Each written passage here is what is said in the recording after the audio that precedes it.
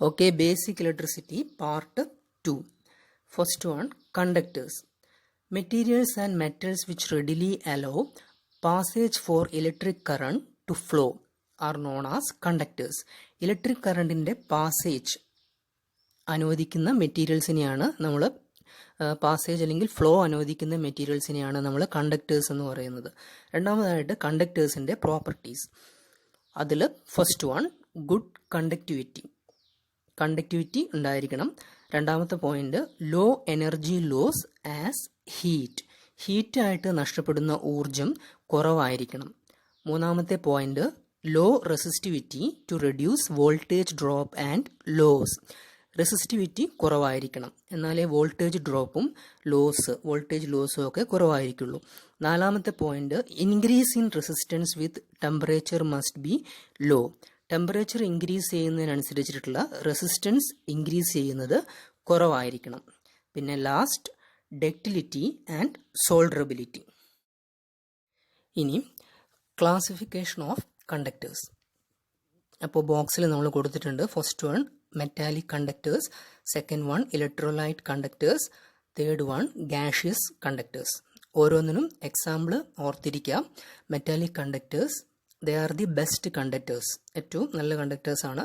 അതിന് എക്സാമ്പിളാണ് silver, copper, aluminium etcetera. അത് അലൂമിനിയത്തിൻ്റെ എക്സാമ്പിൾ പറഞ്ഞതാണ് ACSR എന്ന് പറഞ്ഞാൽ അലൂമിനിയം കണ്ടക്ടർ വിത്ത് സ്റ്റീൽ റീഇൻഫോഴ്സ്ഡ്. അതാണ് നമ്മൾ ഓവർ ഹെഡ് പുറമേയുള്ള ഇലക്ട്രിക് ലൈൻ കേബിളൊക്കെ ആയിട്ട് നമ്മൾ യൂസ് ചെയ്യുന്നു. ദെൻ ഇലക്ട്രോലൈറ്റ് കണ്ടക്ടേഴ്സിന് എക്സാമ്പിളാണ് acids, bases, fused salts etcetera. പിന്നെ ഗ്യാഷ്യസ് കണ്ടക്ടേഴ്സ് എന്ന് പറഞ്ഞാൽ അത് നമ്മൾ ഗ്യാഷ്യസ് പൊതുവേ കണ്ടക്ട് ചെയ്യുന്നില്ല എന്ന് നമ്മൾ പറയും, പക്ഷേ conducts at low pressure and high voltage. Okay. Then resistance of wires. Conductors with high resistance used for specific applications like filaments of incandescent lamp and heating elements etcetera. അപ്പോൾ resistance wire എന്ന് പറഞ്ഞാൽ വളരെ ഉയർന്ന resistance ഉള്ള conductors നമ്മൾ filaments, ഇൻകാൻഡസൻറ്റ് ലാമ്പിൻ്റെ filaments ആയിട്ടും heating എലമെൻറ്റ്സിൻ്റെ കോയിലായിട്ടും ഒക്കെ use ചെയ്യും. അതാണ് റെസിസ്റ്റൻറ്റ് വയർ എന്ന് പറയുന്നത്. Resistant value increases with temperature കൂടുന്നതിനനുസരിച്ച് റെസിസ്റ്റൻസ് വാല്യൂ ഇൻക്രീസ് ചെയ്യും ഇതിൻ്റെ. For example tungsten, nichrome, mercury, German silver etcetera. Then Insulators offer high resistance to the current of many mega ohms. Insulator കറണ്ടിന് high resistance offer ചെയ്യുന്നു, ഉയർന്ന mega ohm per centimetre cube. Then possess high dielectric strength and high break down voltage.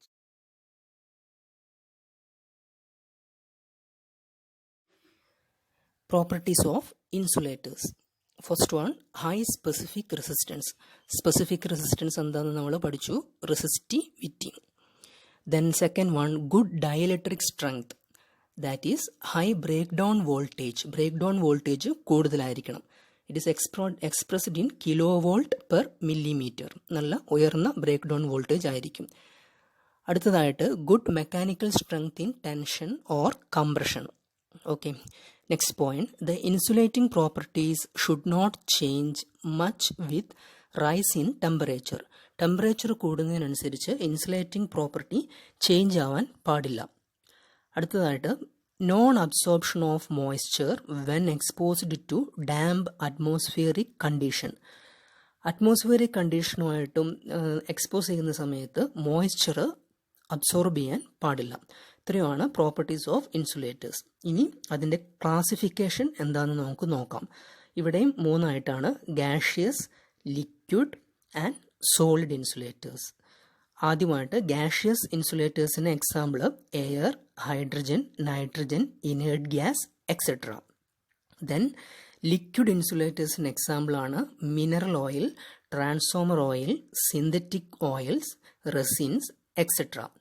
ട്രാൻസ്ഫോമറിൽ കോയിലിൻ്റെ അല്ലെങ്കിൽ വൈൻഡിങ്സിൻ്റെ കൂളിങ്ങിനും കൂടി വേണ്ടിയിട്ടാണ് നമ്മൾ use ചെയ്യുന്നത്. അടുത്തത് സോളിഡ്സിൽ വരുന്നത് mica, porcelain, bakelite, paraffin wax, bitumen ഇതുപോലുള്ള മെറ്റീരിയൽസ് ആണ് നമ്മൾ ഇൻസുലേറ്റേഴ്സ് ആയിട്ട് യൂസ് ചെയ്യുന്നത്.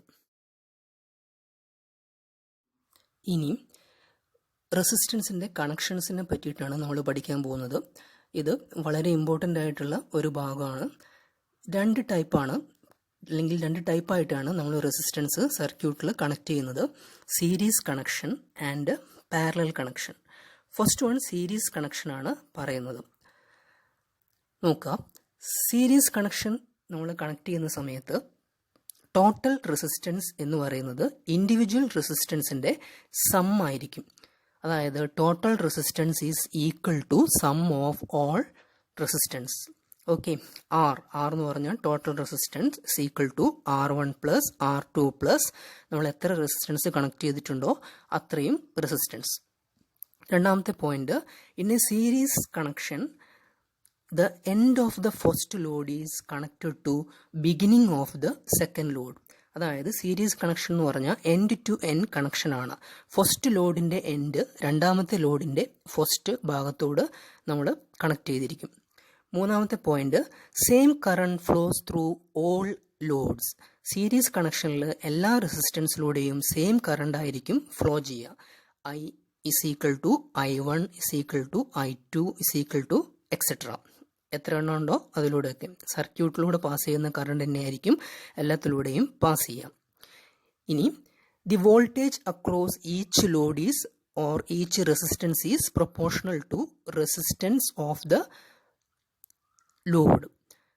ഓരോ ലോഡിൻ്റെയും അക്രോസ് ഉള്ള വോൾട്ടേജ് അതിൻ്റെ റെസിസ്റ്റൻസിന് പ്രൊപ്പോർഷണൽ ആയിരിക്കും. V1 is proportional to R1, V2 is proportional to R2 etcetera.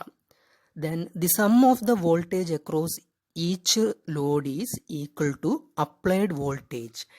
എല്ലാ വോൾട്ടേജും കൂടി നമ്മൾ കൂട്ടിക്കഴിഞ്ഞാൽ നമുക്ക് അപ്ലൈഡ് വോൾട്ടേജ് കിട്ടും. എല്ലാ റെസിസ്റ്റൻസിൻ്റെയും അക്രോസ് ഉള്ള വോൾട്ടേജ് ആഡ് ചെയ്ത് കഴിഞ്ഞാൽ അപ്ലൈഡ് വോൾട്ടേജ് കിട്ടും. V is equal to V1 plus V2 plus V3 etcetera. അപ്പോൾ റെഡ് കളറിൽ മാർക്ക് ചെയ്തത് നോക്കുക, അതിൻ്റെ അകത്ത് ഉണ്ട്. പിന്നെ ആ ചിത്രം നോക്കുക, രണ്ട് റെസിസ്റ്റൻസ് കണക്ട് ചെയ്തു, R1 R2. അതിൻ്റെ ഇടയിലുള്ള വോൾട്ടേജ് V1 V2 ആയിരിക്കും. കറണ്ട് സെയിം ആയിരിക്കും, I1 ആയിരിക്കും. ഓക്കെ, പിന്നെ പ്രോബ്ലം എക്സാമ്പിൾ പറഞ്ഞിരിക്കുന്നത് 3 resistance of 3 ohm, 9 ohm, 5 ohm are connected in series. Find their resultant resistance എന്നാണ്. അപ്പോൾ നമ്മൾ നോക്കുക കണക്ഷൻ സീരീസ് ആണോ എന്ന്. സീരീസ് ആണെങ്കിൽ നമുക്കറിയാം R is equal to total resistance is equal to formula R1 plus R2 plus R3. 3 റെസിസ്റ്റൻസും കൂടി കൂട്ടിയാൽ മതി. അപ്പം 3 ohm plus 9 ohm plus 5 ohm is equal to 17 ohm. അടുത്തത് പാരലൽ കണക്ഷൻ. അതിലെ പോയിന്റ്സ് നോക്കാം. Beginning and the ends of the loads are connected together. അതായത് രണ്ട് എൻഡ് തമ്മിൽ എന്ത് ചെയ്യുന്നു, സ്റ്റാർട്ടിംഗ് പോയിന്റും എൻഡിങ് പോയിന്റും റെസിസ്റ്റൻസിൻ്റെ കണക്ട് ചെയ്യുന്നു. നേരത്തെ എൻഡ് ടു എൻഡ്, അതായത് ലാസ്റ്റ് പോയിന്റ് മറ്റേതിൻ്റെ രണ്ടാമത്തേതിൻ്റെ ഫസ്റ്റ് പോയിന്റിനോടാണ് കണക്ട് ചെയ്യുന്നത്. ഇവിടെ പക്ഷേ രണ്ടിൻ്റെയും ഫസ്റ്റ് പോയിന്റും ലാസ്റ്റ് പോയിന്റും കൂട്ടിച്ചേർക്കുന്നു. Next point, the current flow the current flowing through each load depends upon the resistance of the load. Current നേരത്തെ സീരീസിൽ കറണ്ട് കോമൺ ആയിരുന്നു അല്ലെങ്കിൽ സെയിം ആയിരുന്നു എല്ലാത്തിലും. പക്ഷേ ഇവിടെ റെസിസ്റ്റൻസ് വാരി ചെയ്യുന്നതിനനുസരിച്ച് കറണ്ട് വാരി ചെയ്യും. അടുത്ത point, the voltage across each load is same and equal to voltage applied.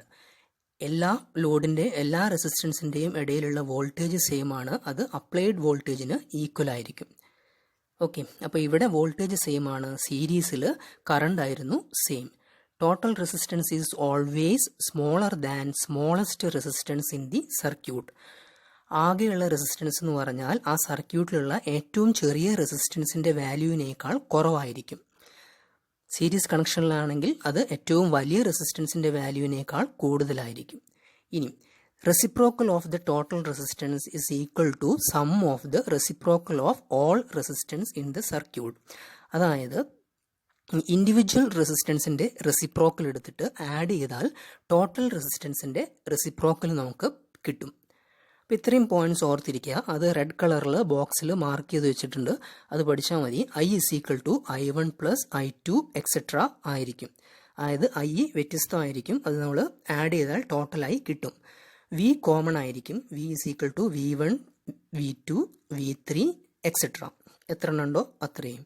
പിന്നെ 1/R, അതായത് റെസിപ്രോക്കൽ, ടോട്ടൽ റെസിസ്റ്റൻസിൻ്റെ റെസിപ്രോക്കൽ എന്ന് പറഞ്ഞു കഴിഞ്ഞാൽ 1/R = 1/R1 + 1/R2 + 1/R3 എത്ര റെസിസ്റ്റൻസ് ഉണ്ടോ അത്രയും.